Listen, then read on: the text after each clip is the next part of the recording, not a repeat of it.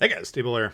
Today we're going to be taking a look at the Friesland for you. There's our boy Jerzy Swirsky, uh, one of the most sought after commanders. Pretty rare though until now. Here'll be the first opportunity for a lot of people to get him. There's the Friesland. What's going on with the ship?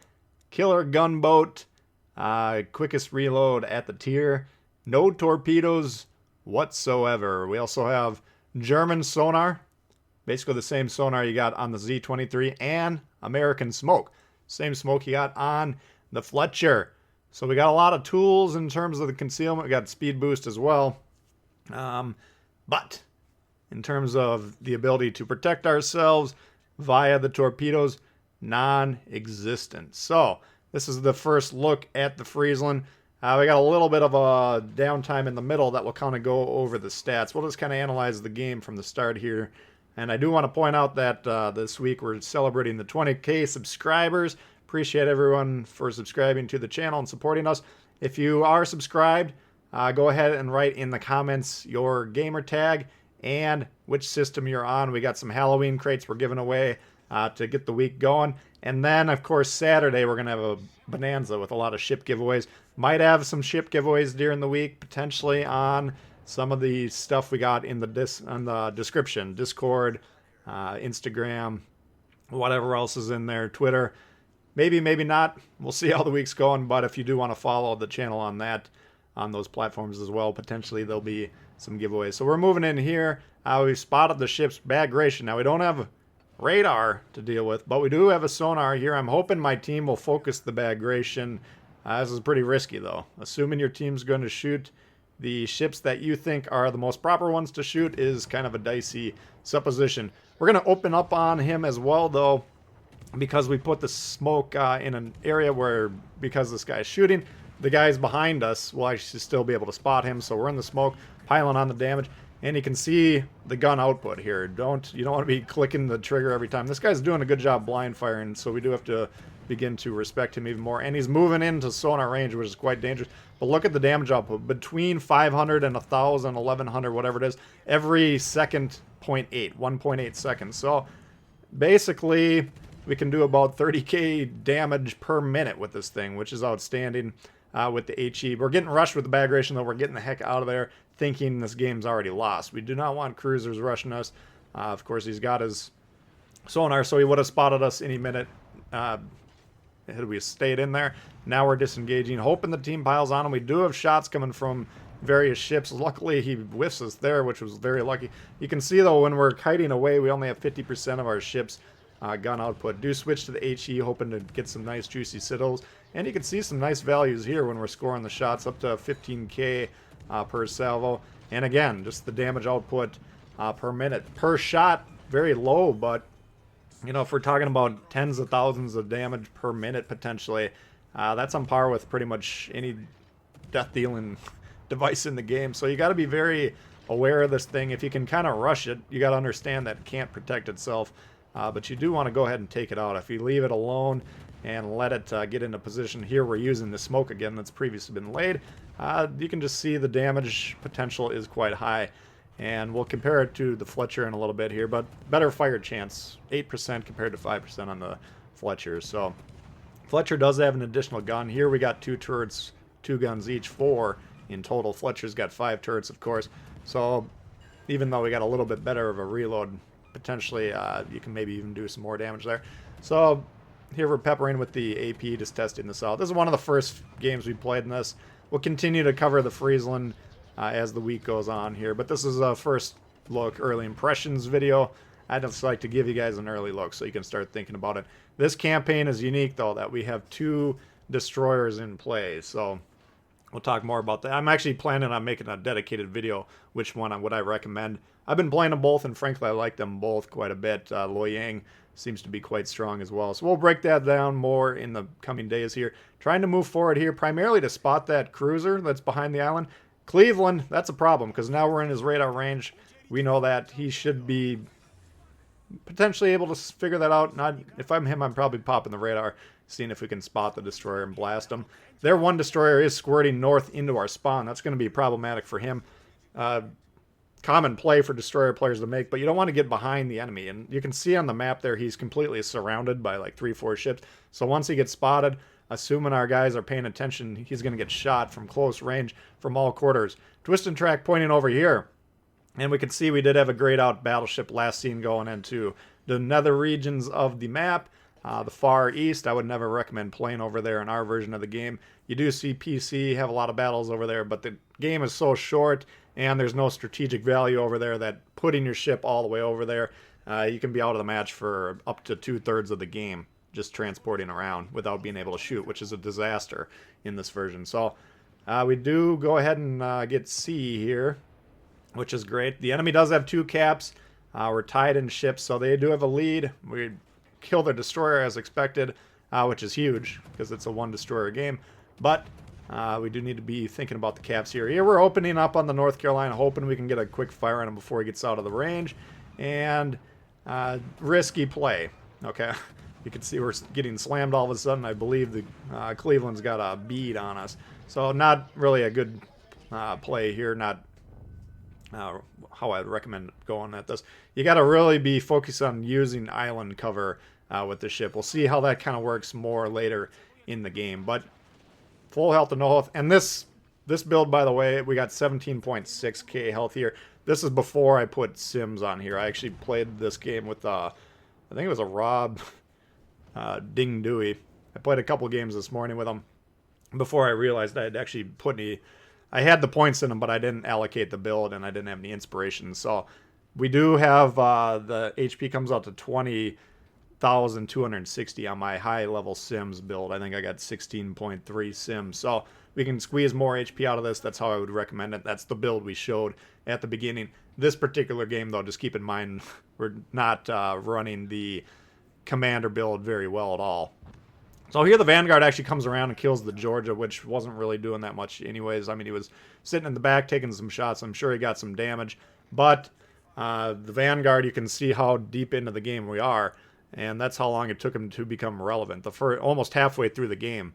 And now he does go ahead and kill that guy. If he's smart, he'll go immediately on C and flip that and try and pressure us from there.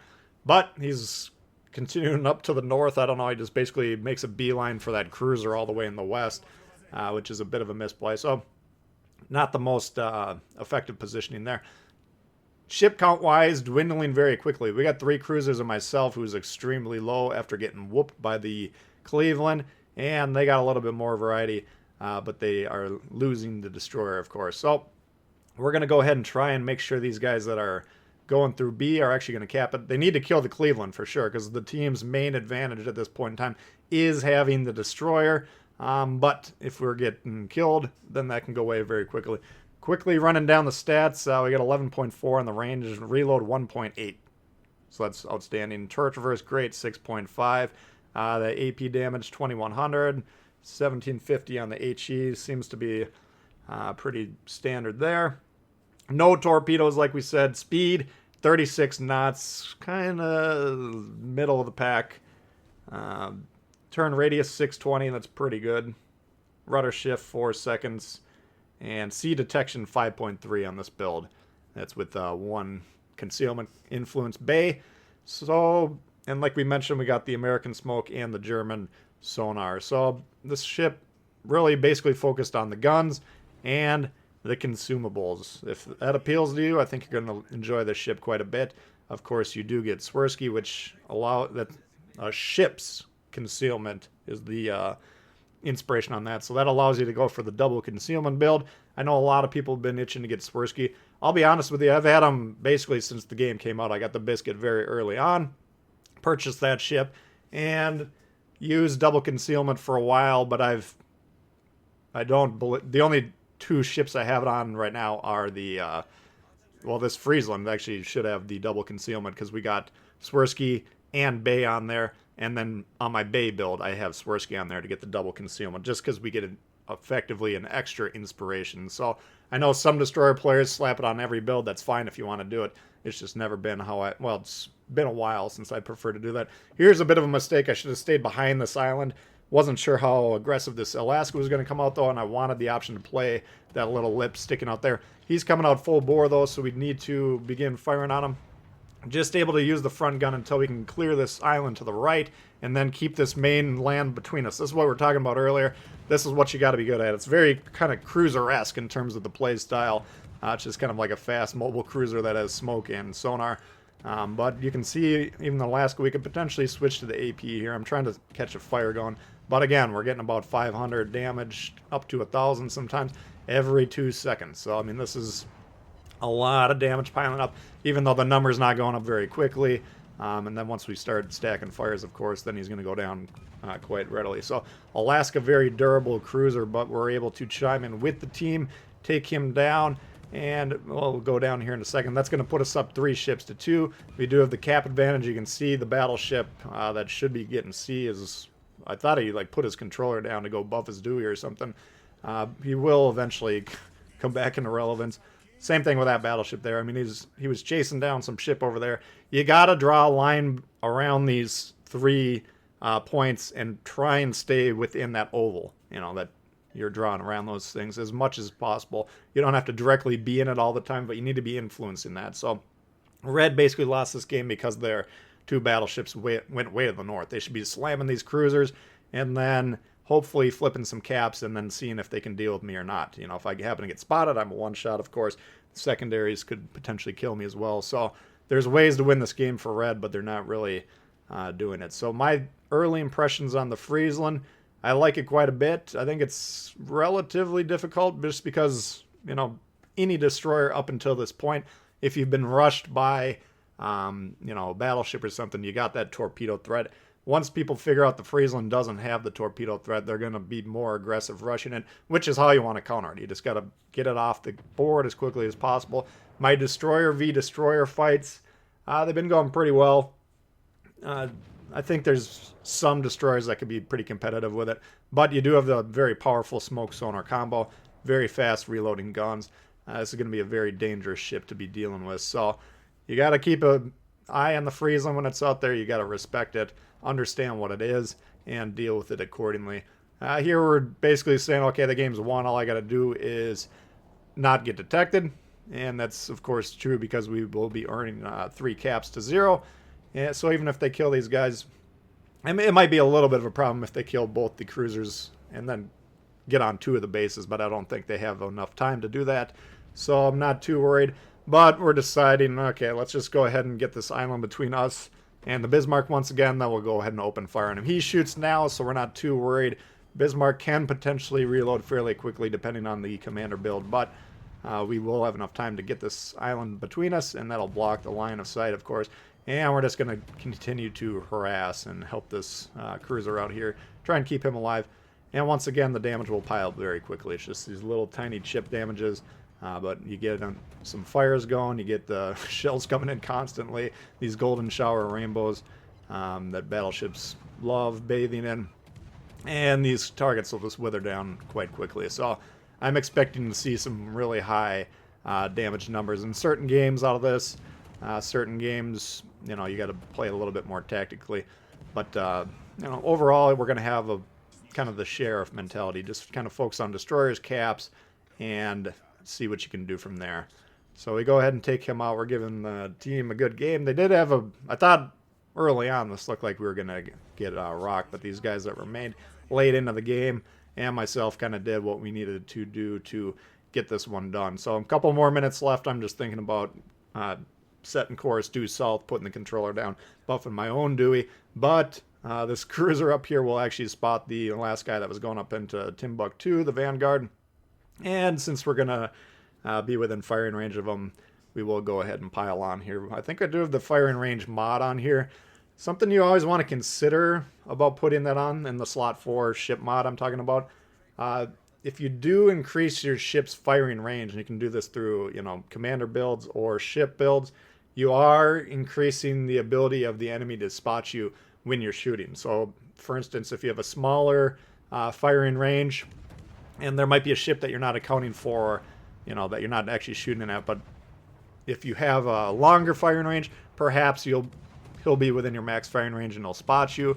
Or if you don't go with that. If you go with the quicker reload, for instance, that ship might not potentially spot you at that point in time. So always something to consider. That's how I'm currently running this, though, getting the max firing range.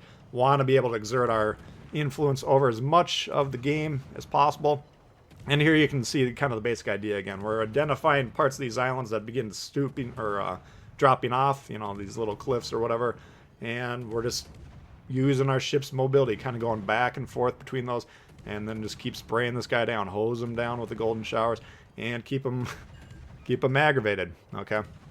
So that's kind of a key concept in the game to begin with, and it's a huge part of the Friesland. I mean, you saw when we lost all our HP very early, basically been a one-shot for over half this game here.